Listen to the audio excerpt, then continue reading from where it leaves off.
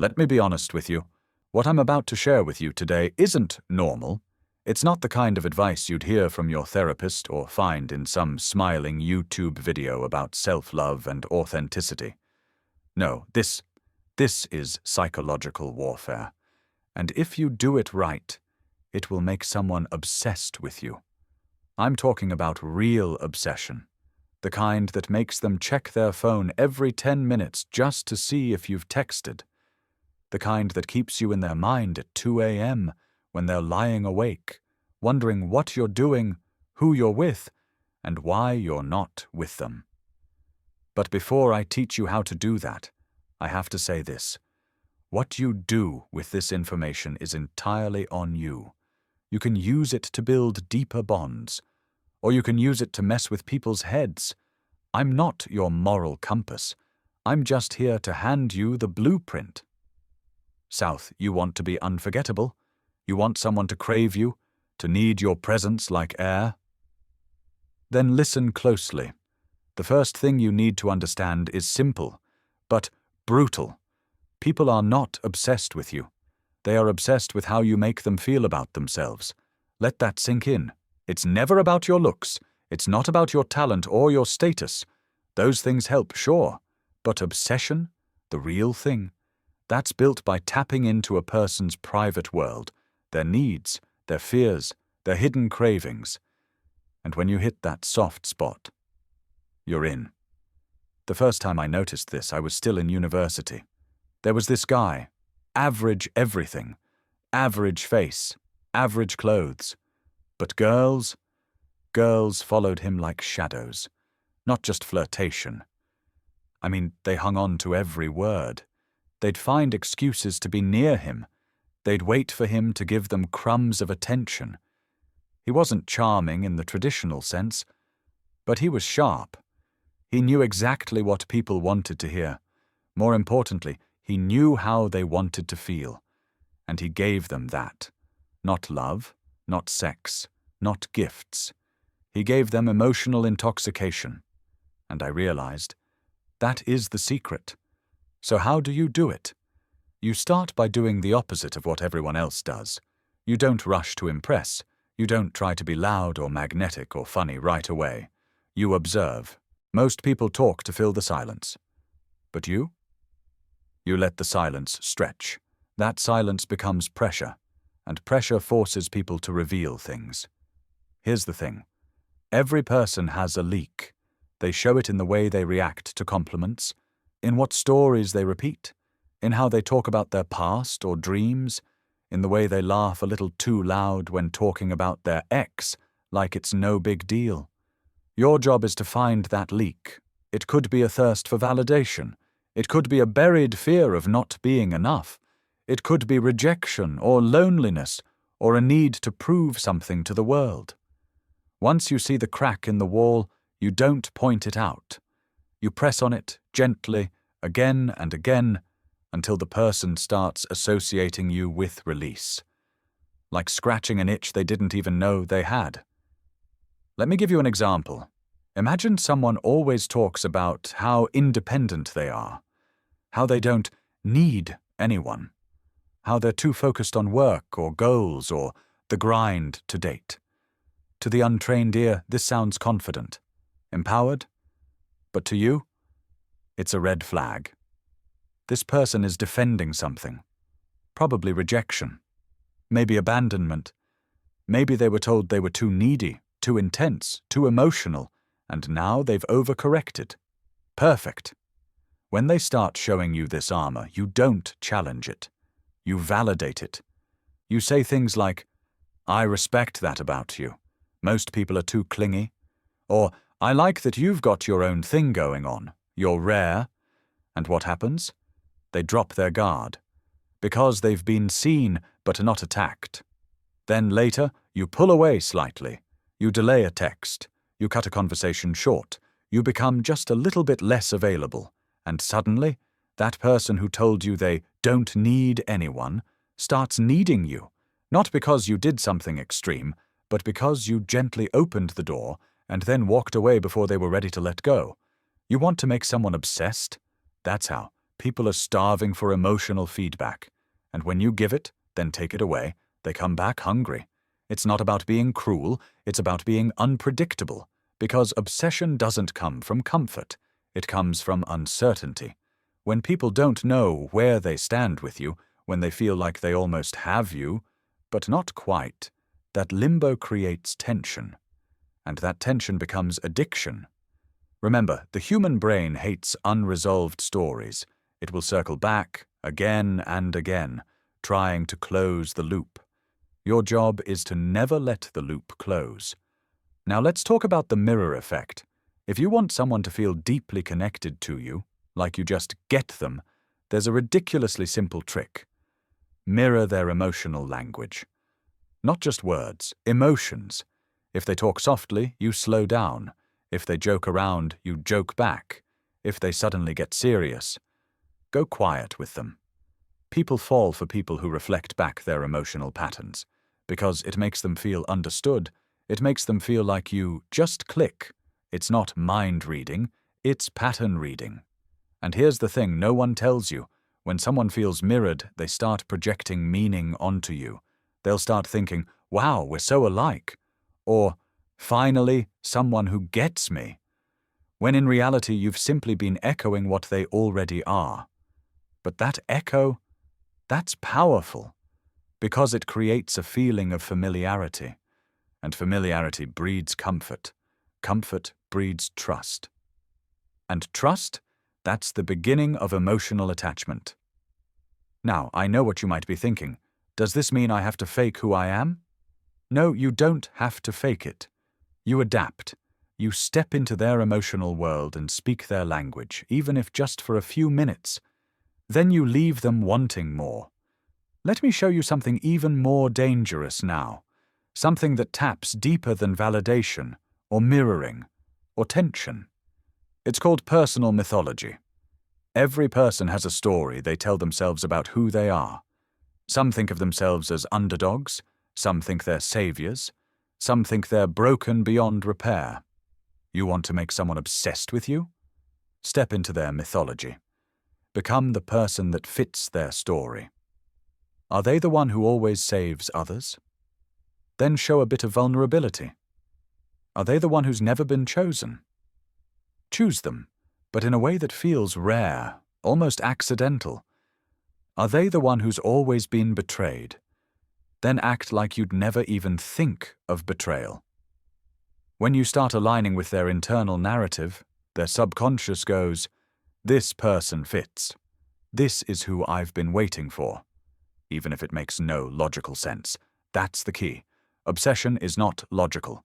It's built in the background. It's emotional programming. All right, we've covered some heavy stuff. But this next part, this is where things really shift, because the final step to making someone obsessed with you is disappearing. Not forever. Just for a while. Obsession needs space to grow. If you're always available, if you reply instantly, if you're always there, they never get the chance to miss you, to ache for your presence. So you pull back, you let the silence stretch again. And during that silence, their brain starts running wild. They replay conversations, they wonder what you're doing, they imagine you with someone else, and their mind starts looping again. Looping, looping, looping, until you reappear. And when you do, their dopamine spikes, relief floods in, and the brain says, see, I need this person. Just like that, you've conditioned them. You've become a reward after tension, a high after withdrawal. You're the drug now. And the best part, they'll never fully realize how you did it. Now here's something most people never think about. It's not enough to make someone want you. That's easy. A nice smile, good timing, a clever line or two. Wanting someone is surface level. Obsession lives deeper. Obsession feeds on contrast, not consistency. You have to be both the storm and the calm, both the mystery and the familiarity. One moment you're joking with them like an old friend. The next, you're staring through them like you see something they're hiding. That tension, that feeling that they can't quite predict you, keeps them coming back. And you don't do this in obvious ways. You don't switch personalities. You just tilt the mirror a little. You let them see a different angle of you each time, one they weren't ready for. That's what pulls people into orbit. Not just attraction, but curiosity that never gets fully satisfied. Here's the part most people mess up. They give everything too fast. They spill their whole story in the first conversation. They talk about their trauma, their goals, their values, like they're laying out a resume for love. You want to be unforgettable? Hold something back. Not in a manipulative way, just enough so they feel like they're earning each layer of you. Because here's a truth no one likes to admit. People don't value what they get too easily. They value what they feel lucky to uncover. So the more someone has to work to understand you, the more invested they become. Think about it. Have you ever met someone who said very little about themselves, but when they spoke, it landed hard? The kind of person who makes one comment and your mind just keeps turning it over for hours? That's not mystery for the sake of performance. That's presence. That's control. And if you can do that, if you can become that kind of presence in someone's life, they'll find themselves scanning every word you say like it's a hidden message, looking for meaning, for confirmation, for signs. You've become the puzzle they need to solve. Let's go even deeper. Sometimes obsession isn't built by what you say, but by what you withhold. There's a concept in behavioral psychology called intermittent reinforcement. It's what makes slot machines addictive. The reward doesn't come every time, it comes sometimes, and that unpredictability messes with your brain chemistry. You want to mimic that in conversation. Not all the time, but just enough. Let's say you're texting with someone. You usually respond quickly, but then one day you go quiet. Hours pass, maybe even a full day. And when you come back, you don't apologize or explain. You just respond like nothing happened. That gap, those hours of silence, plants doubt. And doubt is emotional fuel. Now obviously don't do this in a way that feels cold or punishing. That's not the goal. You're not trying to make them anxious. You're trying to create a rhythm they can't control. And when someone feels like they can't control how close they are to you, that's when the craving sets in. Let me tell you a story. There was a woman I once knew. Let's call her Lena. She was good-looking, yes, but more than that, she was disarming. She had this way of leaning in when you spoke, as if you were saying something brilliant, even when you weren't. I saw men fall for her within minutes. But the wild part, she rarely texted first. She never chased. She'd disappear for days, then show up at some event with a soft smile and a glass of wine like she hadn't just ghosted half the room. And people loved her for it. Because when she showed up, you felt her. She didn't just enter a room. She claimed it. With quiet glances. With questions that made you think. With compliments that felt like secrets. That's the blueprint. And it's not about being hot or mysterious or unavailable. It's about creating an emotional rhythm that makes you unforgettable. Let me give you something tangible now. There are two specific words that, if used the right way, can increase emotional attachment almost instantly. The first is still. The second is noticed. Let me show you. Say someone tells you they've been feeling off lately. Instead of saying, "Yeah, I can tell," you say, "Yeah, I noticed." That word hits harder. It implies you've been paying attention, even when they weren't speaking. Now use still. Imagine they're talking about something from the past. Maybe they mention a dream they once had, or a fear that's lingered. You say, "You still think about that?" Or "You still feel that way?"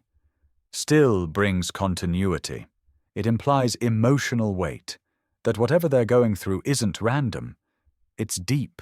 It's lasting. And now you've named it. You've gone beneath the surface and they feel it. That's what obsession builds on. Not flattery, not seduction, but recognition. And the more someone feels like you're the only one who really sees them, the more they need you to stay in their life. Now let's flip the lens for a moment. When they take longer to reply or start talking less or seem distracted, most people panic, they overcorrect, they chase, they get clingy. Don't. Instead, lean back even further, not in a game-playing way, in a respectful way. You mirror their energy, but with grace.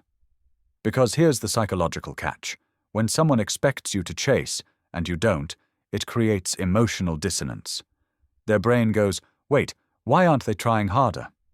And that moment, right there, is when the balance of power shifts. They start re-evaluating, they start replaying your value, and more often than not, they come back. But even if they don't, you've held your frame, and that, by itself, makes you magnetic. There's one last trick I'll give you for this part, one you can use in person or over text, doesn't matter. It's subtle, but crazy effective. Ask them to remember something, not something dramatic, something small. Like, hey, next time you go to that bookstore, snap a pic of that horror section for me. Or, remind me to tell you that story about my neighbor's cat. These kinds of requests, these tiny emotional bookmarks, do something interesting. They seed you in their future. They link you to a task or a memory. And even when you're not around, your presence lingers. You're the person they have to circle back to. The loop, once again, stays open. That's the secret. That's what all of this builds toward. Open loops, not declarations, not big emotional gestures, not constant presence. Loops, something unfinished, something hinted at, something unresolved. That's where obsession lives, because the human mind hates empty space, and if you become the person they're always trying to figure out, to get closer to understand just a little more, then you've already won. You ever notice how some people walk into your life quietly, then leave a space so loud it echoes? They didn't need to say much. They didn't need to be the best looking or the smartest or the most charismatic. They just understood something that most people never even think about. Obsession isn't created through effort. It's created through impact. And impact is subtle. It's what sticks after everything else fades. It's the smell on a hoodie, the way someone said your name that one time, the exact look they gave you before saying goodbye. It's a flicker, a tension, an unfinished sentence you wanted to finish for them, but they didn't let you. That's the kind of stuff people never forget. And if you want someone to be obsessed with you, not just infatuated, not just into you, but mentally locked in, then you have to become that echo. You have to train yourself to stop thinking in straight lines, stop thinking in reactions, start thinking in aftershocks. When I talk to someone, I'm never asking, how do I impress them right now? I'm asking, what will they remember alone in their room at 11:42 p.m.? That's the window. That's where obsession is born, when the lights are off and the world gets quiet, and suddenly you pop into their mind without warning. Not because you were loud, not because you begged, not because you performed, but because you left fingerprints where no one else bothered to touch. Maybe it was a phrase you whispered once. Maybe it was the way you tilted your head after they said something vulnerable. Maybe it was the way you stayed quiet when anyone else would have filled the space. But it stuck. You stuck. And now they can't not think of you. And listen, I'm not saying this is all clean or noble or pure. It's not. What I'm sharing with you is dangerous. But life is filled with tools. And whether you use them to build or to burn, that's on you. Obsession, by its nature, walks a thin line between passion and destruction. But you already know that. So let's say you've done it. You've followed this path. You've mirrored their emotions, created open loops, held your silence, planted your echoes, anchored them with contrast. And now they're circling, texting you more, laughing a little too hard at your jokes, asking questions they never used to ask. You'll be tempted to lean in, to reward the behavior, to finally give them what they've been waiting for. But the truth? You don't give it to them all at once. You drip feed it. Slowly, carefully. Because the second they feel full, completely satisfied, Loop closed, mystery solved. You disappear. Not physically, emotionally, spiritually. You go from being the drug to being the habit, and obsession doesn't come from habits, it comes from hunger. So you let the hunger remain. You become their favorite unanswered question. Their favorite maybe. Their what if. You never give them the full version of you, because the full version is too easy to file away, to understand, to move on from. Instead, you give them layers, versions, edges. You become a person they can never quite name, never quite predict, never quite own. And in that space, right there, between what they have and what they want, that's where obsession lives. It doesn't knock loudly, it slips in, it stays. And before they know it, you're the pulse beneath their daily rhythm, the face they imagine during quiet moments, the voice they hear when no one else is talking. And you? You stay just far enough away that they never stop chasing, because the moment they catch you, it's over. But if you learn to stay just out of reach, if you learn how to be close enough to taste but never to consume, then you will never be forgotten. Ever. And that's the game. You don't just make someone obsessed with you, you become the obsession.